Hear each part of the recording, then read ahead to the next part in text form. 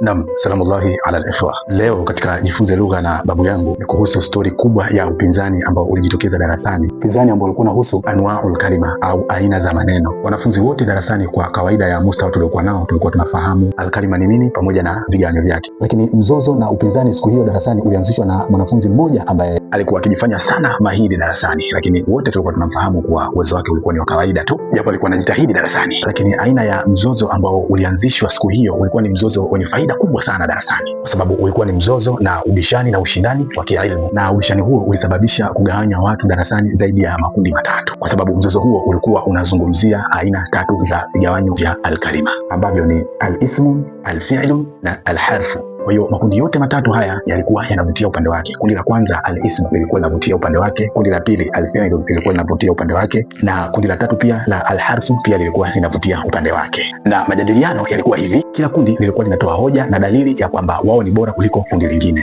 Kundi la al-ismu ambalo ndo lilikuwa kundi la jina lilikuwa linasema ya kwamba hakuna sentensi katika lugha ya Kiarabu ambayo inaweza kuundwa pasi na ya uwepo wa jina. Lakini kundi la pili la al-fi'lu pia lilikuwa linasema ya kwamba hakuna sentensi ambayo utaweza kumzungumzia mtu amefanya jambo fulani pasi na kutaja kitendo ambacho ni al-fi'lu, kitendo. Na kundi la tatu pia la al-harfu pia lilikuwa linazungumza ya kwamba huwezi kuunda sentensi bila kuweka vionjo au viunganishi vya sentensi. Kwa hiyo wakimaanisha vionjo hivyo ni al-harfu.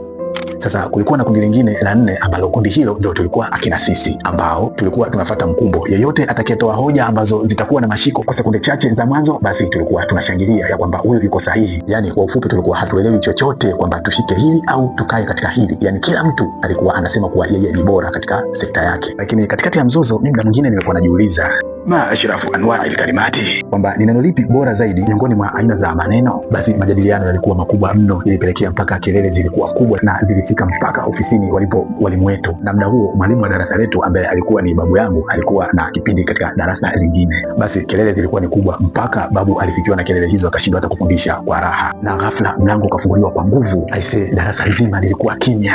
Kuja kuangalia mlangoni tunamkuta ni babu amesimama, na alikuwa na hasira mpaka alikuwa anatetemeka. Mimi kwa kihelele changu, kwa kuamini ya kwamba huyu ni babu yangu naweza kuzungumza chochote, nilisimama na kumuita kwa sauti ya upole na ya upendo kabisa, babu. Kabla sijaanza kuzungumza nilikalishwa na sauti ya ukali kuwa nikae chini. Kwa upole na unyenyekevu nilirudi kukaa chini. Ghafla babu akaondoka, tukajua labda imeishia hapo. Baada ya muda mchache babu alirejea, kumbe alienda kutawadha ili kupunguza na kuzima hasira alizokuwa nazo. Basi baada ya babu kurudi kwa mara ya pili, alirudi kwa sura nyingine akiwa na tabasamu kidogo, lakini tabasamu lile lilitufanya tuwe na tahadhari naye kuto kumvuruga wala kumkasirisha tena kwa mara nyingine. Basi kwa upole babu yangu akauliza darasa, kwa nini mnapiga kelele? Akasimama mwanafunzi mwenzetu darasani akaanza kuelezea kwa ufupi, na babu yangu alielewa maelezo yote